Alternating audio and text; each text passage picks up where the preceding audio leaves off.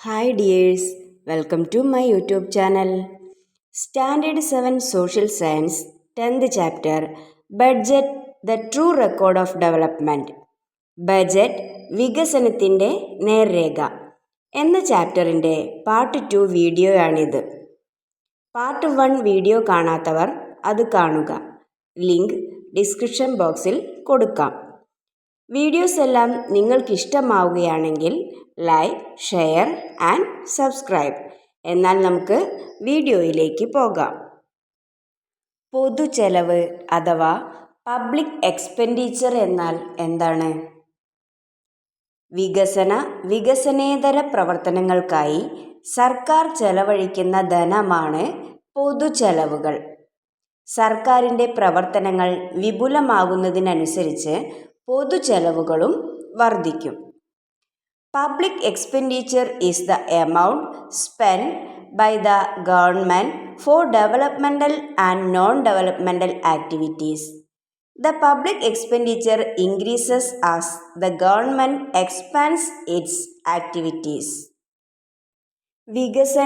വികസനേതര പ്രവർത്തനങ്ങൾക്ക് വേണ്ടി, അതായത് ഡെവലപ്മെൻ്റൽ ആൻഡ് നോൺ ഡെവലപ്മെൻ്റൽ ആക്ടിവിറ്റീസിന് വേണ്ടിയിട്ട് ഗവൺമെൻറ് ചെലവഴിക്കുന്ന എമൗണ്ടാണ് എന്ത്? പബ്ലിക് എക്സ്പെൻഡിച്ചർ അഥവാ പൊതുചെലവ്. പൊതുചെലവുകളെ രണ്ടായി തരംതിരിച്ചിട്ടുണ്ട്. ഒന്ന് വികസന ചെലവുകൾ, രണ്ട് വികസനേതര ചെലവുകൾ. എന്താണ് വികസന ചെലവുകൾ? രാജ്യത്തിൻ്റെ സാമ്പത്തികവും സാമൂഹികവുമായ വികസനവുമായി നേരിട്ട് ബന്ധപ്പെട്ടിരിക്കുന്ന ചെലവുകളെ വികസന ചെലവുകൾ എന്ന് വിളിക്കുന്നു. ഇവ രാജ്യത്തിൻ്റെ ഉൽപ്പാദനത്തെയും യഥാർത്ഥ സമ്പദ് വ്യവസ്ഥയെയും ഉത്തേജിപ്പിച്ച് സാമ്പത്തിക വളർച്ചയ്ക്ക് വലിയ സംഭാവന നൽകുന്നതിനാൽ ഇവ ഉൽപ്പാദന ചെലവുകൾ എന്നും അറിയപ്പെടുന്നു. റോഡ്, പാലം, തുറമുഖം എന്നിവ നിർമ്മിക്കുക, പുതിയ സംരംഭങ്ങളും വിദ്യാഭ്യാസ സ്ഥാപനങ്ങളും ആരംഭിക്കുക തുടങ്ങിയ പ്രവർത്തനങ്ങൾക്കുള്ള സർക്കാർ ചെലവുകളാണ് വികസന ചെലവുകളായി കണക്കാക്കുന്നത്. വികസനേതര ചെലവുകൾ രാജ്യ താൽപ്പര്യത്തിനും പൊതുസേവനങ്ങൾക്കുമായി സർക്കാർ നിരന്തരം വഹിക്കുന്ന ചെലവുകളാണ് വികസനേതര ചെലവുകൾ. പ്രതിരോധം, പലിശ, പെൻഷൻ, മഹാമാരി, പ്രകൃതി ദുരന്തം തുടങ്ങിയവയ്ക്കുള്ള ചെലവുകൾ ഇതിൽ പെടുന്നു. The public expenditure can be classified into two categories. First one, developmental expenditure. Second one, non-developmental expenditure. What is developmental expenditure?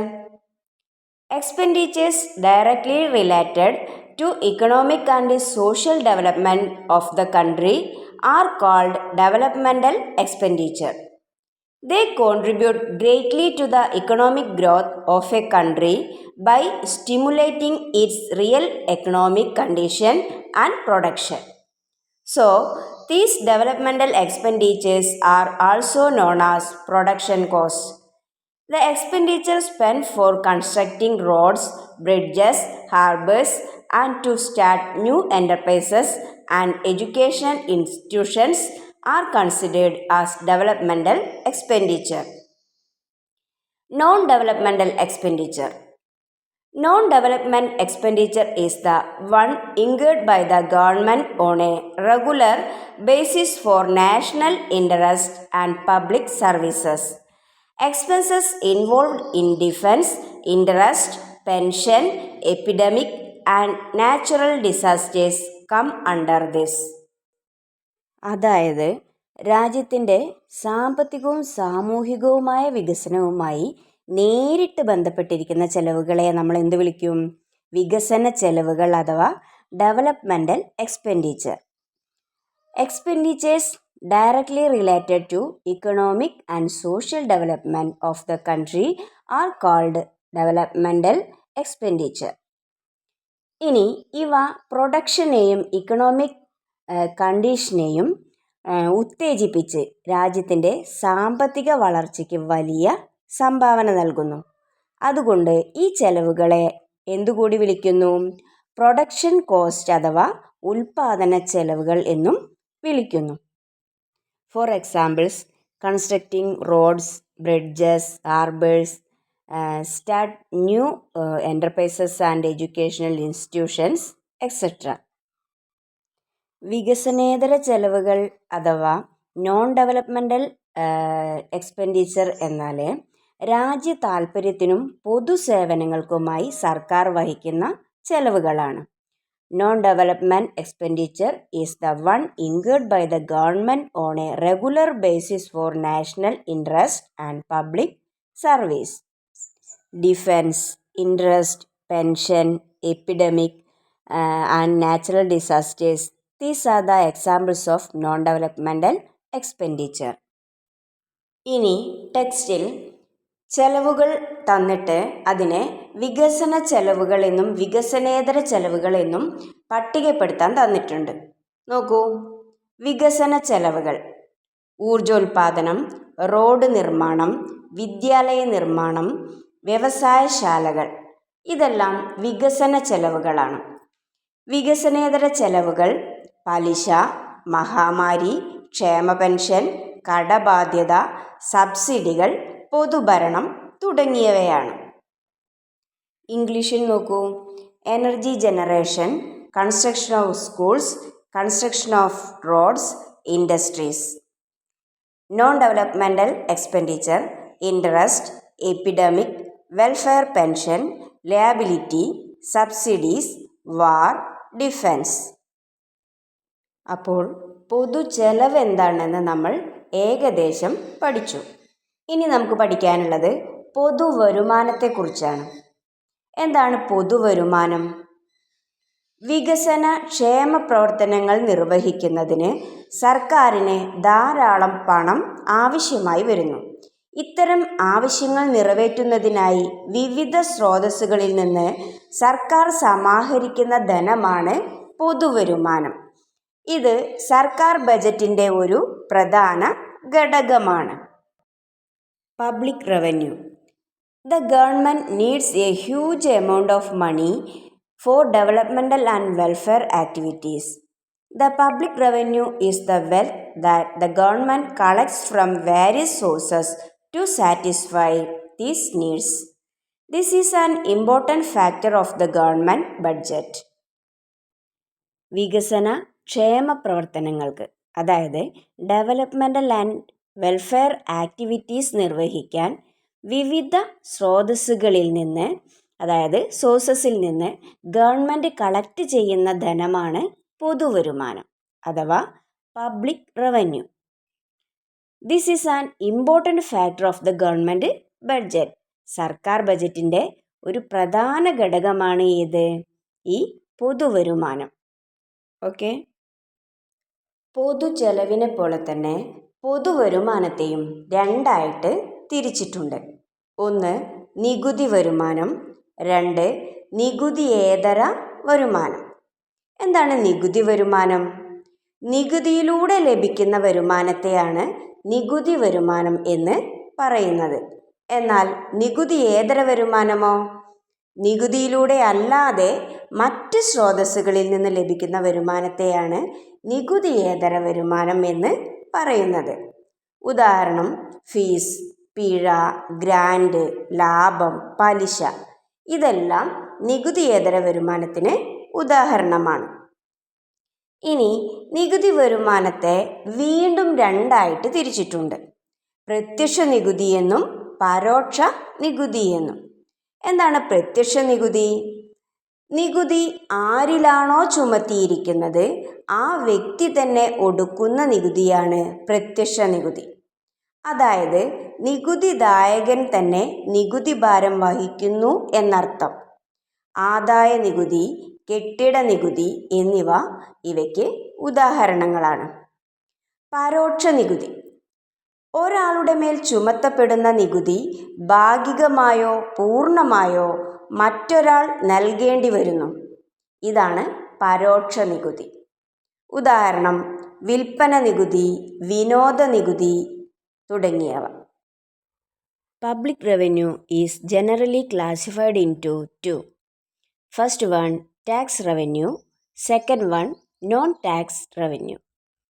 Income received through taxes is called tax revenue, and income received from sources other than taxes is called non-tax revenue. For example, fees, fines, profits, interest, grants, etc. Again, tax revenue is divided into two: direct tax and indirect tax. What is direct tax? Direct tax is the tax remitted by the person on whom tax is levied. This means that the taxpayer himself bears the burden of the tax.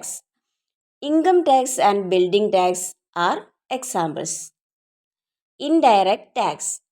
Here, the tax levied on one individual is paid partially or completely by another.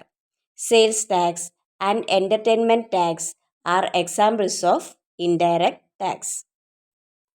പ്രത്യക്ഷ നികുതിയുടെയും പരോക്ഷ നികുതിയുടെയും ഉദാഹരണങ്ങളാണ് ഇവിടെ കൊടുത്തിട്ടുള്ളത്. നോക്കൂ, പ്രത്യക്ഷ നികുതിക്ക് ഉദാഹരണങ്ങളാണ് ആദായ നികുതി, കോർപ്പറേറ്റ് നികുതി, കെട്ടിട നികുതി, മൂലധന ലാഭ നികുതി, സെക്യൂരിറ്റീസ് ട്രാൻസാക്ഷൻ ടാക്സ്. പരോക്ഷ നികുതിക്ക് ഉദാഹരണമാണ് excise duty, customs duty, GST, മൂല്യവർദ്ധിത നികുതി, വിൽപ്പന നികുതി.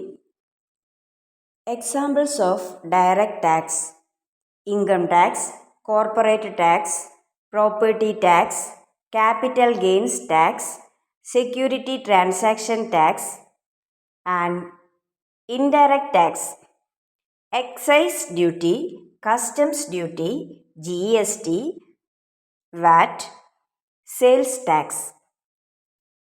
നെക്സ്റ്റ്, ടാക്സ് അഥവാ നികുതി എന്താണെന്ന് നോക്കാം. ക്ഷേമ പ്രവർത്തനങ്ങൾ, വികസന പ്രവർത്തനങ്ങൾ എന്നിങ്ങനെ പൊതു താൽപ്പര്യത്തിനു വേണ്ടിയുള്ള ചെലവുകൾ വഹിക്കാനായി ജനങ്ങൾ സർക്കാരിന് നിർബന്ധമായും നൽകേണ്ട പണമാണ് നികുതി. നികുതി നൽകുന്ന വ്യക്തിയെ നികുതിദായകനെന്ന് വിളിക്കുന്നു. Tax is the amount of money that the public should remit to the government to bear the expenses of welfare activities and developmental activities which are carried out in public interest. The person who remits taxes is called a taxpayer. ചരക്ക് സേവന നികുതി അഥവാ goods and services tax എന്താണെന്ന് നോക്കാം. ഇതിനെ നമ്മൾ പൊതുവെ അറിയപ്പെടുന്നത് GST എന്നാണ്. രാജ്യത്ത് ഒറ്റ നികുതി എന്ന തത്വം നടപ്പിലാക്കുന്നതിന് ഭരണഘടനയിലെ 101-ാം ഭേദഗതി പ്രകാരം 2017 ജൂലൈ 1 മുതൽ നിലവിൽ വന്ന ഏകീകൃത പരോക്ഷ നികുതി സമ്പ്രദായമാണ് ചരക്ക് സേവന നികുതി അഥവാ GST. അപ്പോൾ ഏത് ഭരണഘടനയിലെ ഭേദഗതി പ്രകാരമാണ് GST നിലവിൽ വന്നത്? 101-ാം ഭേദഗതി പ്രകാരം 2017 ജൂലൈ 1. ഈ വർഷം ഓർത്തു വെക്കണം. GST നിലവിൽ വന്നത് എന്നത് ഇമ്പോർട്ടൻ്റ് ക്വസ്റ്റ്യൻ ആണ്. 2017 ജൂലൈ 1. ഒരു സാമ്പത്തിക വർഷം വിറ്റുവരവ് സർക്കാർ നിശ്ചയിക്കുന്ന തുകയിൽ കൂടുതലാണെങ്കിൽ വ്യാപാരികൾ നിർബന്ധമായും GST രജിസ്ട്രേഷൻ എടുക്കേണ്ടതാണ്. നിലവിൽ 0%, 5%, 12%, 18%, 28% എന്നിങ്ങനെയുള്ള നിരക്കുകളിലാണ് ഉപഭോക്താവ് GST നൽകേണ്ടത്. അപ്പോൾ GST നൽകേണ്ട നിരക്കുകൾ 0%, 5%, 12%, 18%, 28% എന്നിങ്ങനെയാണ്. അതും ഓർത്തു വയ്ക്കുക. ഇത്തരത്തിൽ ഉപഭോക്താക്കളിൽ നിന്ന് ഈടാക്കുന്ന വിവിധ നിരക്കിലുള്ള നികുതികൾ വ്യാപാരികൾ സർക്കാരിലേക്ക് അടയ്ക്കേണ്ടതാണ്. കാലാനുസൃതമായി GST നിരക്കിൽ മാറ്റം വരാവുന്നതാണ്. അപ്പോൾ GST നിരക്കിൽ കാലാനുസൃതമായിട്ട് മാറ്റങ്ങളും വരുന്നതാണ്. Goods and services tax or GST. Goods and Services Tax is a unified indirect tax that came into effect from July 1, 2017 after the 101st statement of the Constitution to implement the principle of a unified tax for the nation. If the revenue from sales is more than the amount fixed by the government in a financial year, the traders must available GST registration. When did GST start? GST started on July 1, 2017. Which constitutional amendment introduced GST? Yes, 101st. Okay. At present, the consumer has to pay GST at the rates of 0%, 5%, 12%, 18%, and 28%. The GST thus collected from the consumers has to be remitted by the traders to the government. The rates of GST can be changed in due course of time. അപ്പോൾ എക്സാമിന് important ആയ ടോപ്പിക്സാണ് ഇന്ന് നമ്മൾ discuss ചെയ്തിട്ടുള്ളത്. അപ്പോൾ നന്നായിട്ട് പഠിക്കുക, നോട്ട്സൊക്കെ എഴുതിയെടുക്കുക. Okay, ഇനി നെക്സ്റ്റ് വീഡിയോയിൽ കാണാം.